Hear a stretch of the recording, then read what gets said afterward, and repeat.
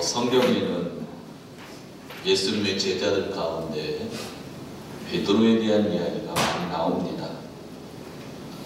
특히 십자가의 죽음 전후, 또 예수님의 부활 전후의 모습은 성경을 통해서 잘 살펴보면 베드로를 통해서 우리가 배워야 될 점, 배우지 않을 점들, 여러 가지 교훈들을 많이 발견하게 됩니다.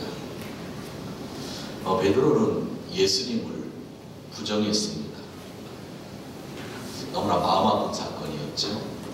3년 동안 예수님을 따르던 베드로가, 제자들 12명 중에 수석 제자였던 베드로가 예수님을 부정한 겁니다.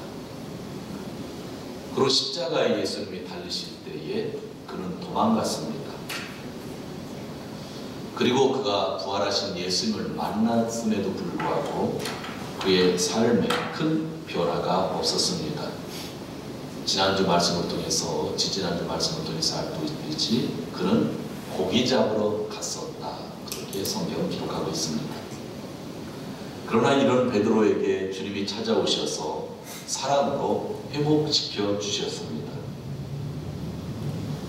예수님이 베드로를 회복시키시며 그의 마지막은 사명을 감당하다가 어떻게 죽게 될 것인지까지 말씀해 주셨습니다. 지금까지는 베드로가 내가 죽어도 주님을 따르겠습니다 했는데 늘 실패를 했잖아요. 이번에는 예수님 베드로를 회복시켜 주시고 네가 앞으로 내 사명을 감당하다가 죽게 될 거라는 말씀을 해 주셨죠. 베드로는 정말 좀도 두렵지 않게 되었습니다. 자신이 죽는다고 하는 것이 아니라 예수님이 앞으로 자기에게 어떻게 될 것이라는 것을 알려주셨기 때문에 죽음이라도 그런 기쁨으로 감당할 수 있었을 것입니다. 내가 정하는 것이 아니라 하나님에 의해 정해진 인생은 이렇게 힘이 있는 것 같습니다. 그러나 베드로에게 한 가지 오늘 성경을 보면 문제점이 발견되어집니다. 함께 있던 동역자 요한이 앞으로 어떻게 될까 궁금했다고 하는 것입니다. 21절에 보면 베드로는 자기 뒤에 따라오는 제자를 가르치며 이 사람은 어떻게 되겠습니까? 라고 예수님에게 질문을 한 겁니다. 모든 은혜를 받고 회복되어진 다음에 하는 질문이죠. 근데 뒤에 따라오는 사람은 요한입니다. 그때 예수님께서 22절에서 내가 올 때까지 그를 머물게 하고자 할지라도 내게 무슨 상관이냐? 너는 나를 따르라 말씀하셨습니다. 사랑하는 성도 여러분, 베드로는 부활하신 예수님의 찾아오심으로 인하여 모든 것이 회복되었습니다. 예수님은 베드로의 수준에까지 내려가면서 그에게 사랑의 메시지를 증거해 주시면서 회복시켜 주셨습니다. 그러므로 베드로는 이제 주님이 걸어가신 길만 걸어가면 되는 겁니다. 그는 주님이 약속하신 성령만 기다리면 되는 겁니다. 그 앞에 아무런 장애가 없습니다. 그 마음에 있었던 상처까지 온전히 회복되었기 때문입니다. 그런데 오늘 성경을 보니 무엇인가 쫓기고 있는 베드로의 모습을 봅니다. 모든 것이 완벽하게 정리되었음에도 불구하고 무엇인가 마음에 걸리는 것이 베드로에게 있었다는 이야기인데, 이것이 요한복음의 가장 마지막에 나오는 이야기입니다. 20절을 다시 한번 보시기 바랍니다. 베드로가 돌이켜 예수의 사랑하시는 그 제자가 따르는 것을 보니 그런 만찬 속에서 예수의 품에 의지하여 주여 주를 파는 자가 누구요니까 묻던 자더라. 요한을 이야기합니다. 베드로가 왜 뒤를 돌아보았다고 생각합니까? 그는 지금 주님에게 사명을 받았는데, 나를 따르라고 하는 사명을 받았는데도 불구하고 그 사명이 눈에 보이는 것이 아니라 한 사람, 요한이 그의 눈에 들어왔다고 하는 이야기입니다. 즉 자기의 길을 보고 있는 것이 아니라 다른 사람의 길을 보고 있었다고 하는 이야기입니다. 여러분, 막달라 마리아를 아십니까? 예수님의 어머니 마리아가 아니라 예수님을 따라다니던 여인 마리아를 이야기합니다. 요한복음을 보면 19장에 그런 모든 제자들이 도망갔음에도 불구하고 십자가 밑에 예수 그리스도를 안타깝게 밑에서 쳐다보고 있었던 여인입니다. 예수님이 죽으셔서 무덤에 갇혔을 때에 무덤에 제일 먼저 가서 무덤이 어떻게 되었나 보던 그러한 여인이고, 빈 무덤을 보고 제자들에게 알려주었던 여인입니다. 베드로와 요한이 와서 그 빈 무덤을 보고 다시 돌아갔는데 그 여인만큼은 그 빈 무덤을 앞에 계속 서 있었다 이야기합니다. 그때 예수님이 오셔서 마리아를 만나 주시죠. 이런 마리아, 아마 이 마리아는 예수님에게 향유를 부었던 마리아라고 그렇게 이야기를 하고 있습니다. 여러분, 예수님의 제자 중에 도마를 기억하십니까? 도마는 요한복음에 참 많이 언급됩니다. 11장에 보면 도마가 이런 말을 합니다. 우리도 예수님과 함께 죽으러 가자.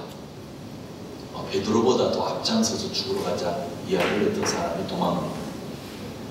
14장을 보면 예수님에게 질문을 하는데, 주님, 우리는 주님께서 어디로 가시는지도 모르는데 어떻게 그 길을 압니까? 라고 질문을 하죠.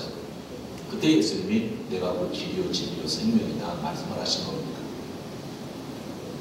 예수님의 죽음 이후에 모두 겁에 질려 방문을 걸어 잠고 방 안에 모두 있을 때에 도마 한 사람만 밖에 돌아다녔다고 그렇게 기록이 됩니다. 그 자리에 없었다고 하는 거니까 이 말은 다른 사람보다 강대함이 있었다는 이야기입니다. 20장을 보면 나는 내 눈으로 예수의 손에 있는 못자국을 보고 내 손가락을 그 못자국에 넣어보고 내 손을 그의 옆구리에 넣어보지 않고는 부활하신 예수를 믿지 못하겠다고 얘기했던 사람이 도마입니다.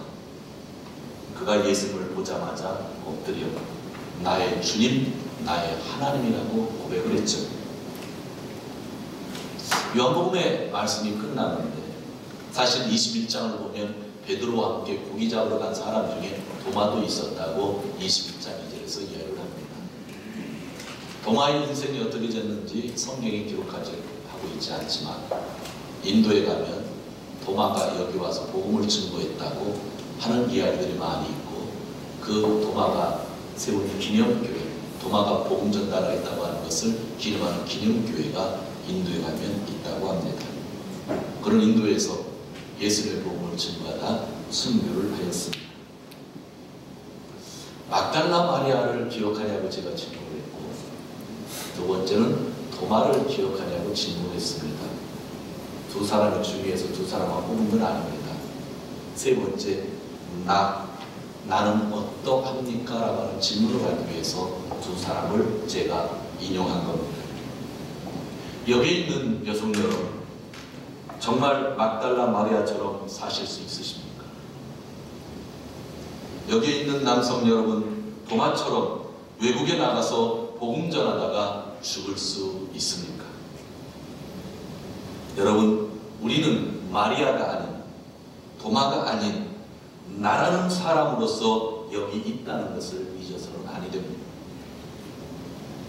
성도 여러분, 이제는 마리아를 기억하고 도마를 기억하는 것이 아니라 나를 확인해야 될 시간입니다. 나는 어떠한 사람이며 나에게는 어떠한 사명이 있는가라고 하는 것입니다. 즉, 나만의 길, 오늘 설교 제목이기도 하지만 나만의 길을 우리는 알아보아야 합니다. 제가 요한복음을 올해 처음부터 이 시간까지 읽으면서 설교를 하면서 마지막으로 강조하고 싶은 것은 한 가지입니다. 사람마다 하나님이 주신 자기의 길이 있다고 하는 겁니다. 마리아는 마리아의 길이 있고, 도마는 도마의 길이 있고, 베드로는 베드로의 길이 있고, 요한은 요한의 길이 있고, 여러분은 여러분의 길이 있고, 나는 나의 길이 있다고 하는 그러한 말씀입니다. 지난 봄 5월 달에 집회 때 서초교회 김성룡 목사님이 비슷한 제목으로 설교를 하신 적이 있습니다. 5월 5일이나 토요일이었는데 함께 있던 분들은 기억하실 겁니다. 그때 설교의 제목이 나만의 길을 가다라는 것이었습니다. 그 제목은 그분의 목회 철학 같은 것이었습니다. 물론 오늘 제목이 그분의 설교 제목에서 나온 것은 아닙니다. 성도 여러분, 개인의 신앙생활에 있어서 그리고 공동체의 사역에 있어서 정말 중요한 것은 다른 사람과 나를 비교하는 것이 아니라 나는 나다라는 것을 깨닫고 그 길을 가는 것이 중요하다는 것입니다. 나는 나의 길을 걸어가야 합니다. 여기서 나의 길이라는 것은 하나님이 예비하신 길을 의미하기도 합니다. 성도 여러분, 하나님이 허락하신 나만의 길이 있는 겁니다. 그 길을 나는 걸어가야만 하는 것입니다. 요한은 제자 가운데 나이가 가장 어렸다고 합니다. 예수님에게 사랑을 많이 받았다 합니다. 그래서 오늘 성경에 보면 20절에서도 예수님에게 사랑을 많이 받았던 제자라고 표현을 하고 있습니다. 집안도 아마 중산층 이상은 된 것 같습니다. 용기도 있어서 예수님이 십자가에서 돌아가실 때에 제자들이 다 도망갔는데 유일하게 딱 한 명, 요한만 그 자리에 있었다고 성경은 기록하고 있습니다. 예수님께서 십자가에 달려 돌아가실 때에 십자가 밑에 있었던 어머니 마리아를 보면서 또 옆에 있는 요한에게 이야기를 하죠. 너희 어머니니까 내가 죽거든 내가 모셔다가 잘 모시고 살아라 라고 하는 이야기를 하죠. 요한은 예수님의 가족과도 같은 그런 존재였던 것 같습니다. 그러다 보니 수석 제자 베드로는 예수님이 그 요한에게 어떻게 하실까라고 하는 것이 늘 마음에 있었으리라고 그렇게 생각이 듭니다.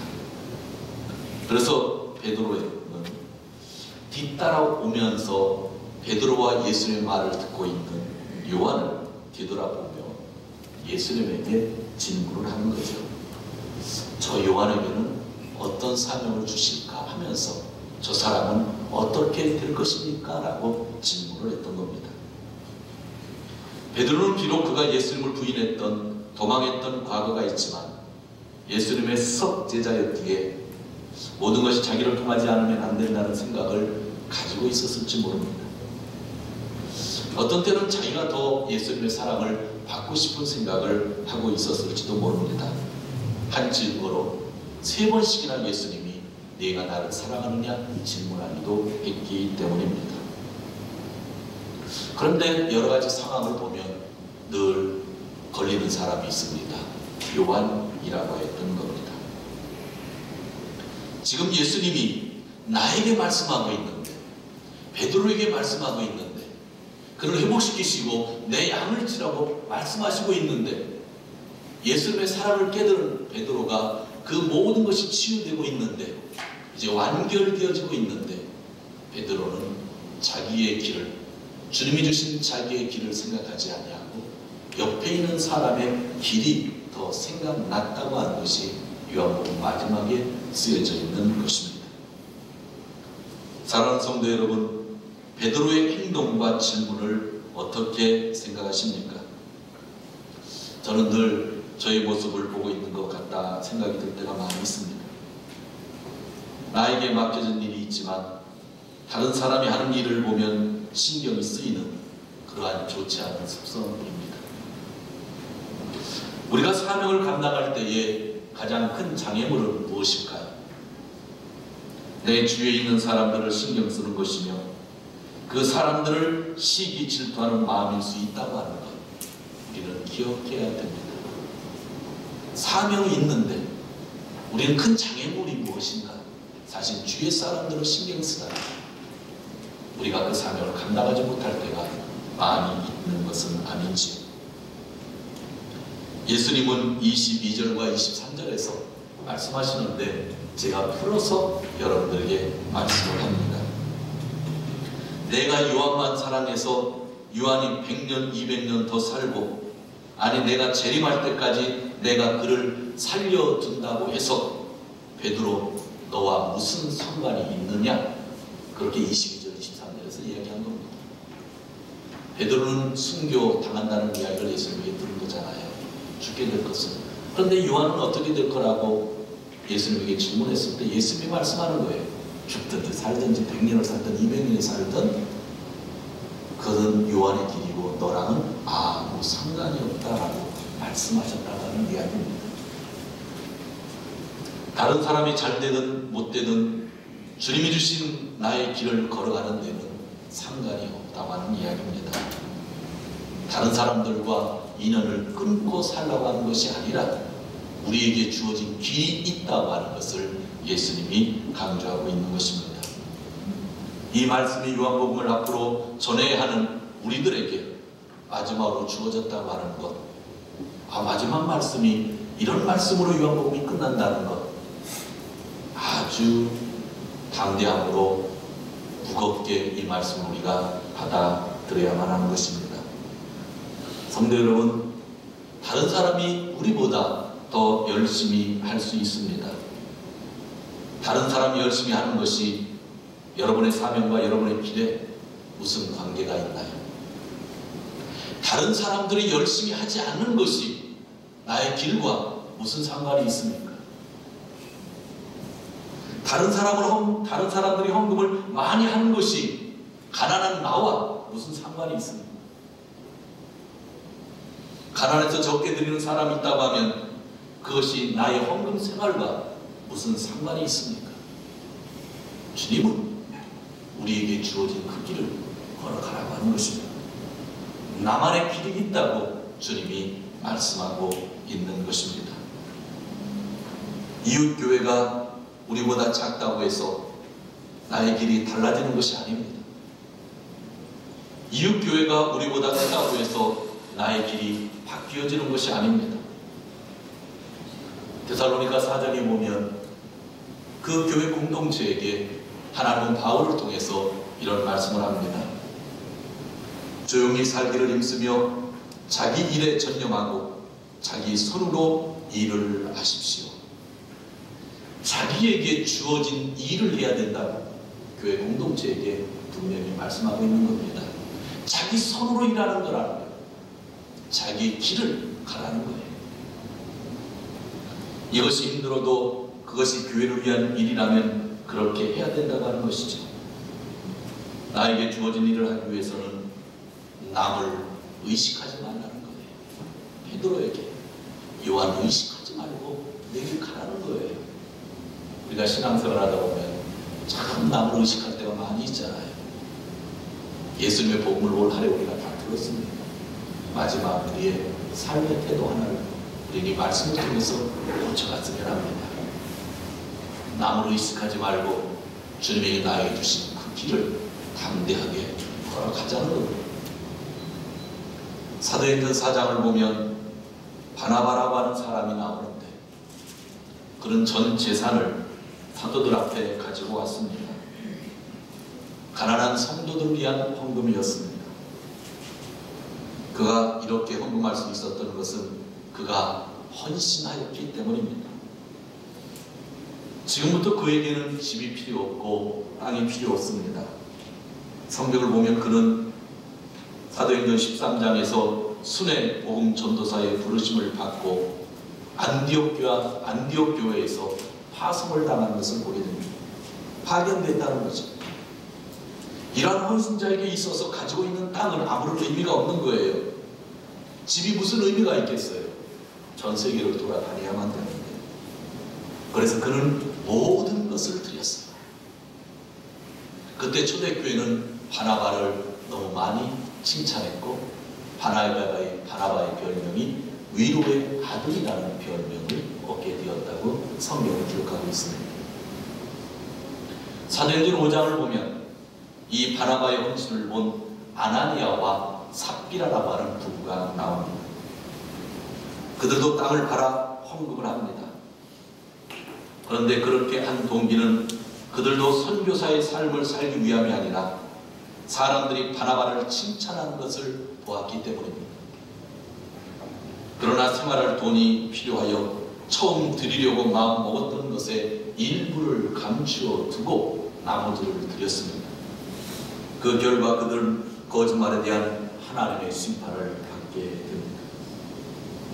성도 여러분, 왜 아나니아와 삽비라는 이와 같은 행동을 했습니까? 너무나 좋은 일이잖아요. 자기 재산을 팔아 하나님께 드린 거니까요.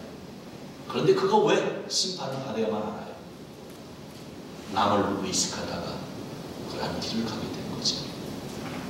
바나바라를 바라보다가 그렇게 된 것이죠.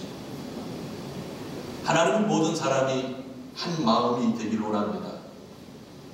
그러나 똑같은 일, 똑같은 봉사, 똑같은 사역을 원하고 계시지는 않습니다.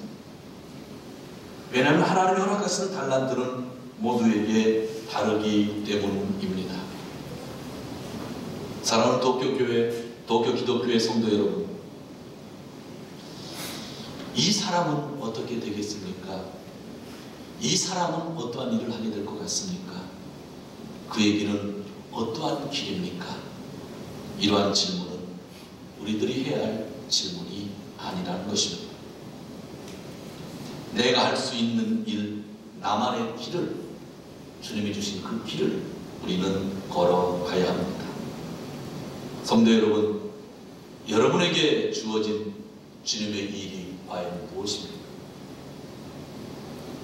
사랑하는 성도 여러분, 이 사람은 어떻게 되겠습니까? 라는 우리의 질문이 아니라 예수는 분명 그 사람과 너와 상관이 없다고 말씀하셨기에 오늘 나에게 주어진 길이 있는데 여러분은 그 길이 어떠한 길이라고 확신하고 계십니까?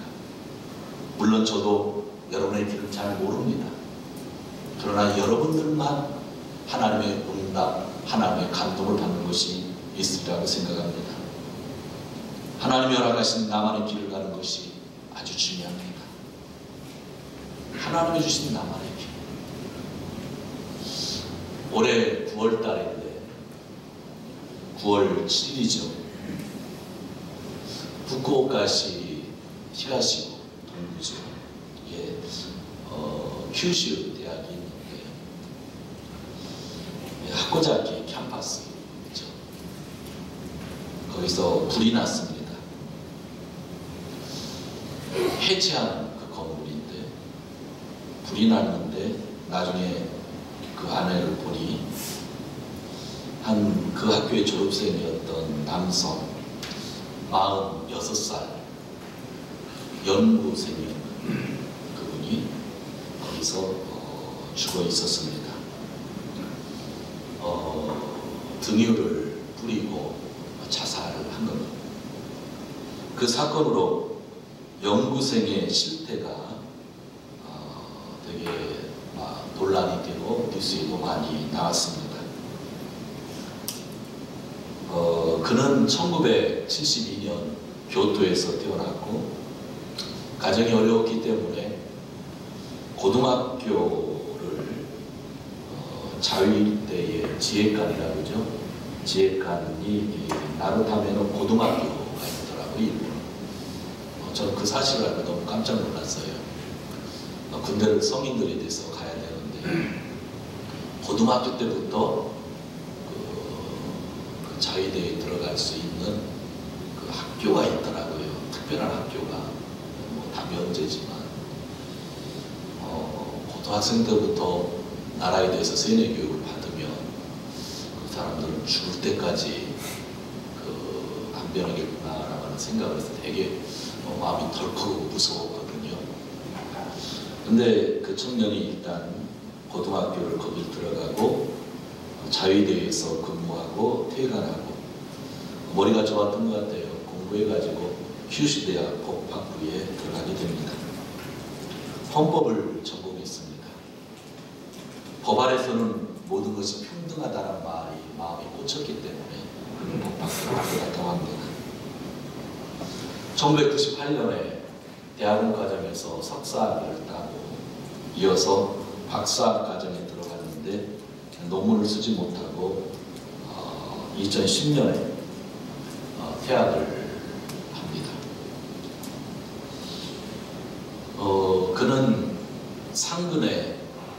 교직원이 되고 싶었지만 그러한 길이 주어지지 않았기 때문에 학교 네 곳을 돌아다니면서 비상능 강사로서 이 일을 하다가 생활이 어려워서 결국 불을 지르면서 자기가 자살을 한 거죠.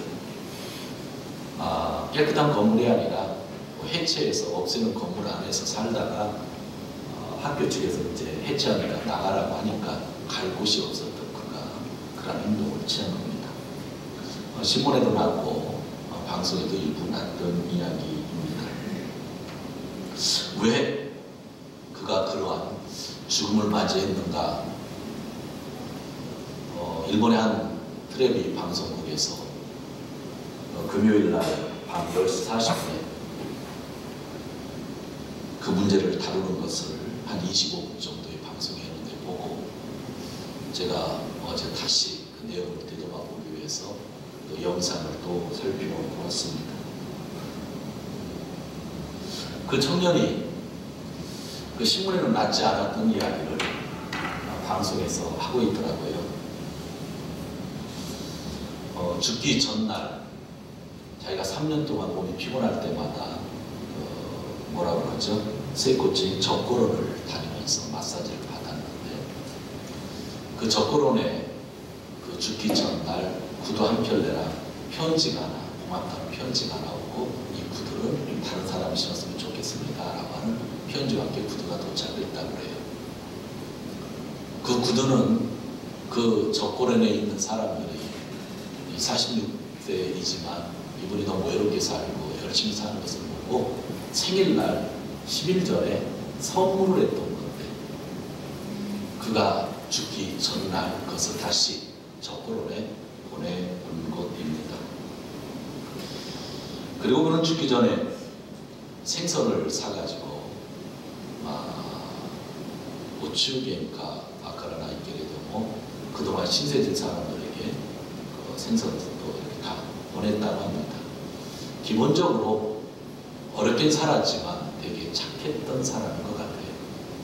열심히 살았는데 교수의 길이 열리지 않았고 자기 수입은 15만 엔 전후였을 텐데 학교 다 쓸어가지고 건물에 있었는데 연구실에서 나가라고 하다 보니까 정리를 미리 마음먹고 했던 것 같습니다. 그분이 자살한 것 아는 것 그런 것을 이야기하려고 하는 것이 아니라 너무 마음이 아팠습니다. 그가 죽기 전에 마지막 강의했던 프린트물이 있었습니다. 그게 텔레비전에서 이렇게 보였는데 제가 정리를 시킨 다음에 그 내용을 좀 읽어보았는데 텔레비전에서 이야기했던 내용만 정리를 하면 이렇게 쓰여져 있었습니다. 학교 가서 강의를 하잖아요. 비상으로.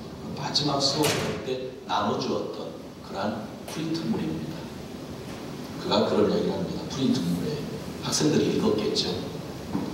히토요리 벤교시 스키루 시카쿠 미니 스키루도 있다 도력구의 의미와 나이. 사람들보다 열심히 공부하고 기술을 배우고 여러 가지 일들에 대한 자격을 자기가 이렇게 찾기 위해서 열심히 노력했는데 그 의미가 없더라. 너무나 마음이 아프잖아요. 너무 마음이 아팠어요. 그러면서 그는 답은 있다라고 학생들에게 프린트물을 나눠주는 글에 있었어요. 그러나 의미가 없는 것은 의미가 없다고 얘기하면서 딱 한 가지 답이 있다. 고타요와 스페셜리티専門性のことです。スペシャリティになること。唯一の人物、유일한 인물이 되는 것. 딱 하나 답은 특별한 것, 전문을 갖는 것, 그리고 내가 유일한 인물이라는 것. 그거 하나만이 답이었는데 심한 거예요. 나는 그 답을 알지 이제야 알았다라고 하면서 그가 죽은 겁니다. 신문에는 나오지 않았던 그런 이야기들. 저는 누구보다도 열심히 살려고 노력했던 한 연구자의 죽음을 보면서 많이 슬펐습니다. 그가 마지막 수업에 남긴 말, 다른 사람들보다 더 열심히 공부하고 더 기술을 더 연마하고 여러 가지 자격증을 가지려고 노력했던 그 모든 것이 의미가 없었다. 그 말이 너무나 마음이 아팠어요. 놀면서 범죄를 했던 사람이 아니기 때문에, 법을 좋아해서, 헌법을 좋아해서 연구했던 그 사람이었기 때문이죠. 그 연구자가 죽기 전에 답을 이야기했죠.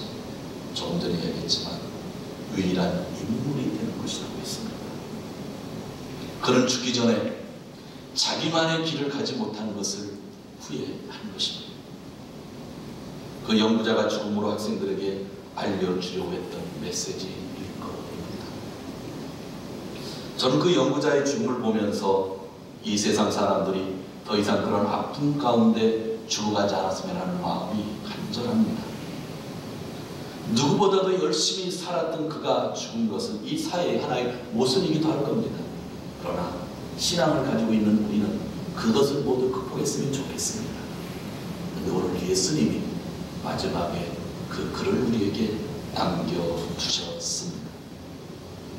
성도 여러분, 예수님은 요한을 통하여 전 세계의 모든 사람들에게 알려주는 메시지가 있습니다. 나만의 길을 가라는 것입니다. 베드로, 너는 요한과 비교를 하지 말고 그의 삶에 관계하지 말고 너는 너의 길을 가라 말씀하셨습니다. 하루라도 빨리 나는 스페셜리티를 깨닫고 유일한 인물이라는 것을 깨달았으면 좋겠습니다. 나는 70억, 80억이 사는 이 지구상에 단 하나라고 하는 사람입니다.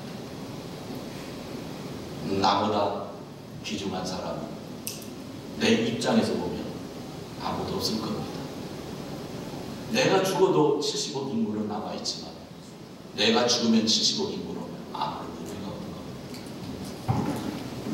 교만해지라고 하는 이야기를 하는 것이 아니라 하나님이 여러분에게 주신 생명이 그렇게 귀중하고, 그래서 하나님은 여러분에게 오리지널 디자인을 가지고 계시며 그 길을 걸어가라고 말씀하고 있는 겁니다.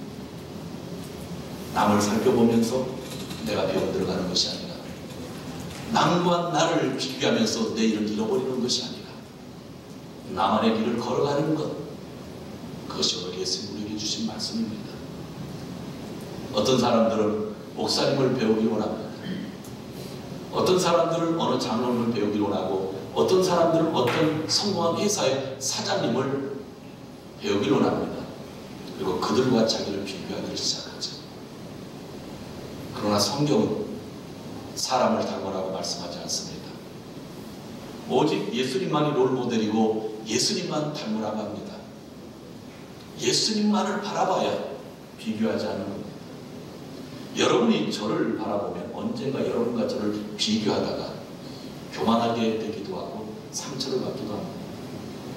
여러분의 회사의 사장이 성공했으면 돈 잘 버는 그 사람을 바라보고 삶을 따르다가 어느 때는 그들보다 교만하게 될 수도 있고 어느 때는 그들을 보면서 비참하게 느낄 수가 있습니다. 단 한 분만 우리는 닮아야 됩니다. 그분이 예수 그리스도입니다. 그분을 닮으면 교만해질 수가 없어요. 비참해질 수가 없는 거예요. 그분이 우리에게 주신 나만의 길이 있다. 오늘 예수님이 말씀해 주고 있는 것입니다. 올 한해 우리는 1년 동안 12달 365일 열심히 살아왔습니다. 주위에 있는 사람들이 있어서 행복했고 여러분들이 계셔서 저는 행복했고, 이 마지막 주일인데 많은 사람들이 한국에도 가고 자기 일과 속에서 여행도 가신 분들이 있는데 저와 함께 이 자리에 있다고 하는 것이 저는 여러분들을 마음에 담고 너무나 감사합니다. 여러분이 있어서 행복했고 여러분이 있어서 내년이 있습니다. 가족이 있어서 저는 내년도 행복하게 살 거라고 확신하고 있습니다. 그러면서도 나에게 주어진 나만의 길이 있다고 예수님이 말씀해 주고 계신 겁니다. 그 길을 걸어가시는 귀한 분들 되시기를 주님의 이름으로 축원드립니다. 기도하겠습니다.